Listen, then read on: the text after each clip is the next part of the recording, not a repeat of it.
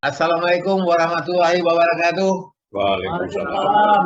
Bang Santoso Majua-jua. Jua-jua. Menyambung video kita yang lalu, si persoalan banjir lagi dan lagi banjir, yang Medan tak putus dirundung banjir. Tiba-tiba pada tanggal 9 kemarin, dapatlah aku satu WA dari Ludi. Ludi ini melakukan percobaan bagaimana mengatasi banjir. Itu suatu hal yang sangat baru bagi aku. Sehingga aku juga tadi berpikir ini apa? Ternyata dia bukan sumur resapan, tetapi sumur laluan. What is the name ya? Apapun namanya, kegunaannya yang penting. Ludi sudah membuat satu percobaan. Data-datanya sudah kita ketahui semua yang dikirim Ludi.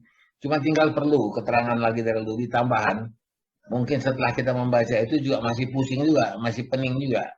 Ada pertanyaan yang perlu kita jawab. Kita kepingin tahu apakah itu bisa memecahkan masalah. Bukan hanya seperti try and error, coba gagal lagi, gagal lagi. Itu adalah kerja kita. Dan Ludi sudah melakukan percobaan dan mungkin Ludi bisa bercerita.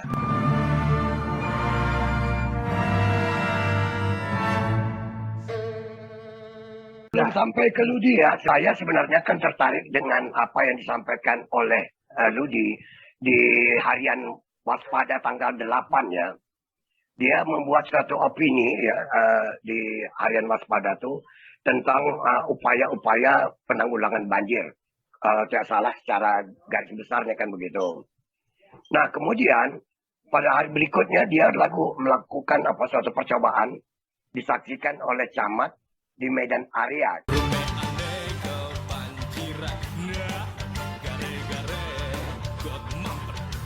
Yang disebutnya dengan pola sumur laluan. Laluan ini sebenarnya bahasa kampung ini. Lalu gitu kan, melintas. Gitu kan? Entah apa mungkin dia merasa orang Melayu, dia anggap bahwa tok air itu bisa melintas saja, maka disebutnya laluan. Hanya saya ingin tahu, apa yang membedakan sumur resapan dengan sumur laluan, kan begitu ya. Gimana kelebihan dan kekurangannya? Bisa jelaskan Ludi? Jadi sekalian lah sama pertanyaan yang dari tadi, saya coba menjelaskan dulu. Ya pertama, kenapa nama sumur laluan? Karena saya tak punya kamus, apalagi istilah yang mesti saya pakai. Karena dia bukan resapan. Ya. Jadi apa, ya nggak tahu lah, itulah. Pokoknya lalu lah dia. Jadi membedakan sumur laluan dengan sumur resapan. Kalau istilah kasarnya, antara mobil jalan di jalan umum yang bisa macet, penuh kepadatan dengan mobil yang lewat di jalan tol bebas hambatan. Jadi kalau sumur resapan ini dia bisa stagnan satu ketika jenuh dia berhenti atau menjadi kecil sekali resapannya. Sedangkan sumur laluan ini air banjir itu dihantarkan langsung ke aquifer air tanah. Jadi di bawah tanah ini banyak lapisan-lapisan air yang ibaratnya sungai lah. Nah air dihantar langsung ke situ sehingga daya tampungnya pastilah lebih besar daripada resapan.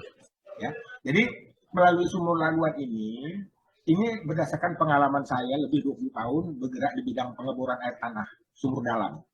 Jadi teknologi itulah yang saya coba terapkan ke sumur laluan ini. Jadi sumur laluan ini supaya biayanya memang lebih mahal dari sumur resapan itu bisa ekonomis, saya bikin 4 fungsi. Ketika hari banjir, dia menghantarkan air langsung ke air tanah. Ketika di hari tidak banjir, dia menjadi sumber air bagi dinas pertamanan dan dinas kebersihan kota. Yang nyiram-nyiram jalan sambil jalan, kalau habis air kan lari ke sungai. Ngambil air lagi, berapa lama buang waktu. Kalau ini enggak, dia tinggal, kalau sudah dimasalkan, dia tinggal cari sumur laluan terdekat yang positif negatif, dia tinggal isap dari situ. Nah, ketika terjadi kebakaran, sama juga. Dinas kebakaran itu tidak perlu ke sungai, ambil saja dari situ. Yang keempat adalah menyeimbangkan air tanah, yang selalu banyak diambil. Karena apa? Selama ini kan kita hanya bicara drainase horizontal. Antarkan ke sungai, sungai antarkan ke laut. Sedangkan sunatullah, selain air itu dihantar ke laut, juga dikirim ke dalam tanah. Jadi yang kedua, ada lo disampaikan bahwasanya di hari tidak banjir, itu bisa digunakan oleh dinas terkait ya untuk menjadi apa sumber air, sumber air.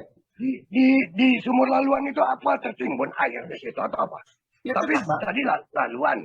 Betul.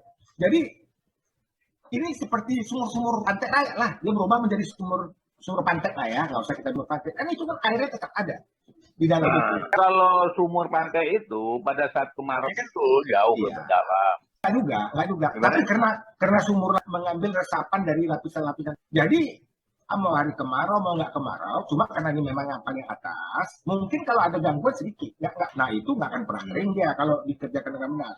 Jadi sumur laluan ini dia bisa lalu ke bawah, bisa lalu ke atas istilahnya. Tinggal masukkan selang, isap, ambil, jadi sumur positif.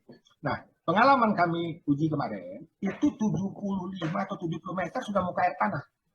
Jadi kalau mau disedot, ambillah dari 70 meter itu. Mungkin turun sedikit lah, kalau saya bukan mengatakan ini satu-satunya jalan. Ini solusi alternatif. Ya. Makanya dalam rumus yang saya buat itu, bagaimana membicarakan kemampuan sumur laluan ini, ada rumpal atau parit-parit yang ada dan sumur resapan. Nah, itulah kewajiban dari si sumur laluan. Maka dengan kita ketahui kemampuan sumur laluan, kita dapat di satu catchment area itu berapa sumur kita perlu. Tadi kan sumur tangki, ya kan 5.000 begitu. liter. 5.000 liter. Untuk 5.000 liter itu, berapa jam dia selesai terisap oleh... Ya, ini kan begini, Pak. Kami kan hanya bisa menggunakan pipa 2 inci, selang 2 inci. Itu nggak sampai 1 jam, 30 menit aja udah Nggak habis. sampai 1 jam. Nggak sampai 1 jam. Ya, jadi kalau begitu, kalaupun ada terjadinya banjir dengan sumur laluan yang cukup ideal banyaknya, ini Sumur laluannya kan kerjanya independen. Katakanlah di satu catchment area daerah banjir itu 10 lah dipasang. 2 atau 4, yang 8 masih bekerja maksimal. Cuma secara keseluruhan tentu debitnya kurang. Tapi dia nggak macam parit. Begitu orang di sana, selesai ya fungsi parit itu. Jadi kemarin itu begini, Pak. Alhamdulillah Allah itu mengasih banjir besar tanggal 23 November kemarin. Itu di sana kan tergenang karena itu daerah gang itu kebetulan yang memang sengaja kami tuju di situ titik itu cekungan yang terdalamnya. Jadi menurut orang bengkel itu sebelum ada sumur laluan kami itu 2-3 hari baru air surut. Semalam alhamdulillah nggak sampai 2 jam katanya sudah kering. Lalu bukan kena banjir lagi. Nah itu kan bukti langsung dari hujan. Tapi kan kita bisa buktikan melalui percobaan. Jadi alhamdulillah lah kemarin itu ya kami bisa mengatakan itu tanya kedalaman kaitannya. Harusnya kita rencanakan itu sampai kedalaman sekitar 15 meter. Karena hasil geolistrik untuk Medan ini antara 9, 8 lebih ke 15. Ya.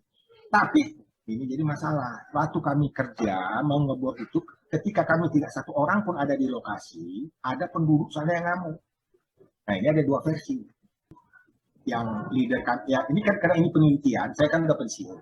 Saya tidak bisa lagi menjadi leader. Maka ya saya kasihlah sama yang masih ada usia, dia jadi leader, dia ngelapor ke camat. Tapi mungkin tidak sampai ke bawah, sehingga si Kepling merasa dia tidak dikasih tahu. Lalu penduduk sana pun merasa terganggu katanya kan, sehingga disuruh angkat itu alat. Segera bersihkan. Tapi ada satu versi lagi, dia sebenarnya minta ngamuk lagi, kebetulan ada kepala preman pula, sehingga si tukang terpaksa ngamuk alat. Jadi kedalaman itu baru 10 lebih. Belum sampai ke 5. Tapi dari hasil geolistrik itu sudah menemui akibat atas itu, sudah di atas, sudah tembus lah. Ya, itu satu. Jadi ya alhamdulillah itulah hasilnya semalam itu. Cukup positif sehingga ada satu ibu-ibu dengan lugu mengatakan, Pak nanti habisnya tolonglah Pak ya, buatkan di depan rumah saya. Saya ketawa aja. ya, baik Lut. Ya. Kalau sudah cerita tentang sumur laluan, sekarang saya mau tahu sumur resapan tuh. Itu apa pula, macam mana fungsinya? Jadi gini Pak. Kalau sumber resapan itu dia tergantung kepada ya kalau istilah ilmiahnya porositas dan permeabilitas dari batuan di atas tanah itu. Atau kalau bahasa umumnya mungkin kemampuan melalukan air. Ya. Sedangkan sumur laluan ini tidak memerlukan itu karena dia dihantar ke ekuifer langsung. Jadi dia tidak merembas ke samping. Nah, inilah yang kalau saya harapkan lah apa Izari atau siapapun yang bisa punya forum untuk bisa mendialogkan saya dengan yang namanya Haidir Makarim. Ini kan di YouTube itu kan terlalu gencar menghantam sumur resapan di Jakarta. Tapi kalaulah dia seorang pakar, saya jadi ketawa. Ini orang betul pakar. Saya potong Pak Ludi. Ya. Ngomong itu jangan cepat-cepat. Kita ini kan udah pada tua semua ini. Pelan-pelan. Apalagi tentang Haidir Makarim ini. Saya lagi dengar dia berdebat dengan Anies. Pelan-pelan aja. Oke. Dia mengatakan sumur resapan Jakarta lah ya. Kita nggak bilang Anies lah. Itu ya Jakarta. Gubernur lah ya, jabatan ya. Jadi gubernur kan membuat sumur resapan dengan kedalaman 3 meter. Ya, dia pasang bis beton 3 meter. Ya, itu nggak ada gunanya. Macam mana beton sumur resapan itu ada 2 macam, 2 tipe. Linier atau seri atau paralel. Nah, yang dilakukan Jakarta ini paralel. Paralel ini secara teori pasti lebih besar kemampuannya daripada yang linier. Karena linier itu yang dimaksud si Makarim ini, Dibikin aja dari gorong-gorong ke apas, dan merembes sama juga dari air 0 meter. Ketemulah resapan itu dengan air yang dari 0 meter. Sedangkan yang dilakukan Jakarta mengalir ke bawah, tapi dia masukkan juga dalam lalukan air. Nah ini, jadi kemampuannya memang lebih. Pak Aritonang kenal nggak sama Haidir Makarim ini? Kalau kenal, saya kepingin sekali disediakan forum, saya berdebat dengan dia. Iya. Ya. Saya tidak kenal, cuma saya dengar komentar dia yang Anda jelaskan tadi. Ya. Tapi persoalannya memang mungkin ya abaikanlah itu, kalau perlu diundang nanti. Tapi mungkin konsep Anda ini dulu kita selesaikan, kemudian kalau bisa memang juga kasus Medan yang kita fokuskan, Jakarta tersendiri. Saya belum sampai kepada materi kita ini. Saya ingin mendengar dari konsep. Tapi kalau memang mau dimulai, Pak Ludi dan teman-teman, ada beberapa hal mungkin yang harus di-clearkan, diluruskan. Pertama, istilah harus ada dulu dari situ perdebatan. Bagaimana sih? Karena saya lihat nanti lain ahli, lain keahlian, lain pula konsep dia. Mana ya? Itu loh. Jadi memang nanti lain ahli lingkungan, lain geografi, lain kemudian yang geofisik dan semacamnya, lain lagi. Nah, bagaimana sih kasus Medan? Kita fokus Medan. Bagaimana sih penyebab banjirnya di Medan? Kemudian bagaimana konsepsi?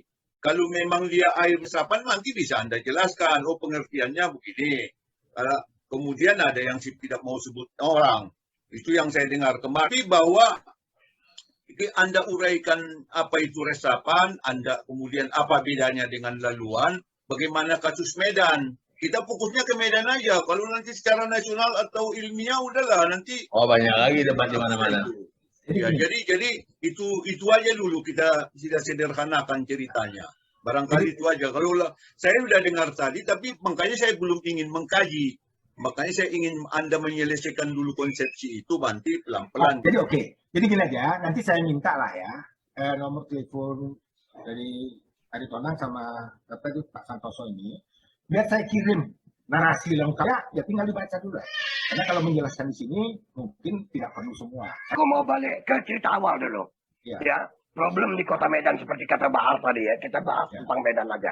Karena kan uji coba ini Anda lakukan di Medan. Medan lalu menjadi alasan daripada banjir ini adalah masalah drainase, parit. Apa yang terjadi dengan parit-parit di kota Medan ini? Dikaitkan dengan kalau kita gunakan sumur laluan ataupun sumur resapan. Kalau parit nanti biar Jaya yang selesaikan. Ya, dia bicara horizontal, saya bicara yang vertikal. Dan kedua ini tidak saling menafikan, akan saling mendukung. Cuma ketika parit-parit belum tuntas terbenahi di kota Medan, maka solusi alternatifnya resapan. Jadi ibarat begini Bang ya. Waktu MUBP proyek tahun berapa ya, 80-an sekian, itu saya kan sudah kritis. Sementara PAM sedang membuat penjernihan air yang memerlukan waktu 2 tahun baru selesai. Maka dalam keadaan darurat, dapatlah proyek MUBP itu di samping membuat riol apa semua gorong-gorong di bawah tanah, juga dibuatlah sumur bor 8 biji hanya untuk 2,5 tahun. Setelah 30 HP, hidup 24 jam. Berapa itu biaya listrik? 1 sumur. Jadi wajar ditutup. Tapi kalau sumur laluan ini, kalau nanti misalnya apa yang di sumur laluan ini nggak perlu ditutup, karena nggak ada biaya. Biarkan saja dia bekerja sama. Tapi saya nggak yakin drainase ini bisa cepat selesai. Karena mereka sampai sekarang juga nggak tanggapi apa yang disampaikan Jaya. Jadi kalau apa yang salah rupanya dengan drainase Medan? Tumpah, sedimentasi, sampah, apa semua tumpah. Nah sekarang yang mereka korek yang terbuka. Masalah sedimentasi, masalah ketumpatan itu yang selalu diapakan oleh Jaya kan begitu. Iya. Jaya, sekarang aku mau tanya sama Jaya, apakah yang disampaikan oleh Ludi tadi ya tentang masalah ketumpatan drainase ini itu memang sudah sangat parah gitu?